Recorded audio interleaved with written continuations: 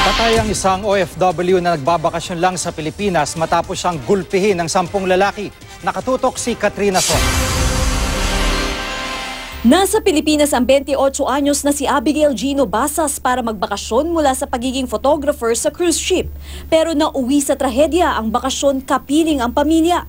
Namatay sa bugbog si Basas matapos pagtulungan ng 10 lalaki sa Scout Las Cañas, Quezon City, Sabado ng madaling araw. Sa kuha ng CCTV, makikitang naglalakad ang isang lalaking hindi pa matukoy kung sino. Sumunod ang 2 babae at isa pang lalaking tumatakbo. Matapos nito, sunod-sunod na ang mga lalaking nagtakbuhan din. Doon na pala nagkakagulo. At ilang minuto pa, itinakbo sa ospital dahil pinagtulungang umanong bugbugin si Basas. Yung biktima at saka isa sa mga nambugbog, 10 yun, nagkasagian yun. Kasi yung grupo na ito raw lagi nandyan sa bar na yan at talagang parang siga-siga din sa area na yan. May statement na tayo nung witness, hindi lang namin makuha pa talaga yung at meron tayong karto nung suspect.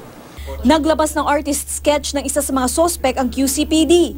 Ito raw ang bumugbog ng todo sa biktima. Inaalam pa ng pulisya ang pagkakakilanlan ng mga suspect. Kwento ng ina ni Basas. Mabait ang kanyang anak, kaya ikinabigla na nasangkot ito sa gulo. Sa mga gumawa, magbabayad kayo. Kailangan ito pa rin anak ko. Sa mga gumawa nito, sumuko na lang kayo para sa ikalilinis ng konsyensya nyo.